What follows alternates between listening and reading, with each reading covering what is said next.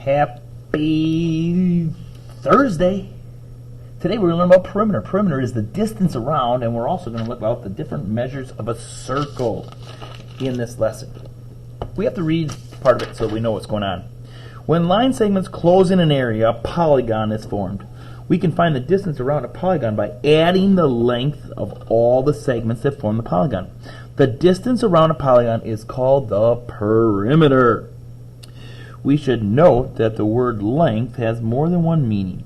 We have used length to mean the measure of a segment, but length is also means the long dimension of a rectangle. We use the word width mean the shorter dimension. Now most of the time in the math book they say the length is the top or the bottom and the width is the right or the left. So it says, what is the perimeter? Now these pictures here are deceiving because a lot of kids will say, oh, it's 3 plus 2. That's not the perimeter. Perimeter is the distance around the whole thing. So this side, this side, this side, and this side. So I like to say, if the right side 2, the left side's 2. If the top's 3, the bottom's 3. Now when you have them all written in there, it makes it a lot easier to say, oh, the perimeter is 2 plus 3 plus 2 plus 3. 2, 3, 2, 3. Now some kids like to do it this way. 2 plus 2 plus 3 plus 3. Does it matter? Doesn't matter. Either way, you're going to come up with 10. And then don't forget, you need a label. 10 centimeters. Okay? Now, notice that the perimeter, we find the length plus the width plus the length plus the width. In other words, we added 2 lengths and 2 widths. Using L for length and W for width, we could actually do it this way. Perimeter equals 2 L's plus 2 W's. Now, what would you actually do if you were going to solve that one? Okay, if we got 3 and 2, and we knew we had 2 of these, you would take 2 times 2, and we knew we had 2 of these, we'd take 3 times 2, equals 6, equal 4, and you'd still come up with 10 centimeters. Now, there's actually a third way of doing it. You could take the 2 and the 3, and you could add those first. 2 plus 3 is 5, times 2 sets of those would give you 10 centimeters. Now you guys do it any which way you want. I kind of like this one. Draw them all, write them all out, and then add them all up. Example number 2, though, is going to have you do what we just did. Use this formula on the next page to find the perimeter of rectangle in example 1. 2 times 3 in brackets plus 2 times the width of 2 in brackets. That equals 4. That equals 6. And we have 10 centimeters. Now, here comes a little bit about regular polygons. Now, all regular means is all the sides are the same. So if this was a triangle and this side was 3, this side would be 3, this side would be 3. If this was a regular quadrilateral and this side was 7, this side would be 7, 7, 7. Regular just means they're all the same. So you don't have to add, you can multiply. What? Well, take a look at example 3. It says, what's the perimeter of this regular? Keyword, regular. Just means all the sides are the same. So we got a triangle, and the bottom's 12 inches. We can set up our problem 12 times 3. Why? Because it's a regular, all the sides are the same. So if this side's 12, then this side's 12, and this side's 12. And I have 3 such sides. So 3 times 12 is 36. 36 what? 36 inches.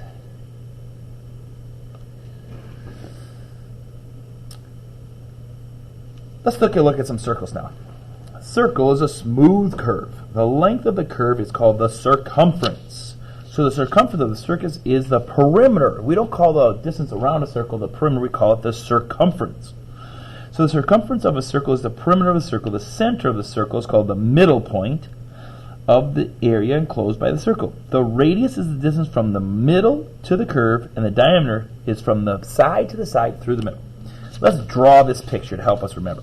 Go ahead and draw a circle, and around the outside write the word circumference, and write it as it's going around. Maybe you got to turn your page a little.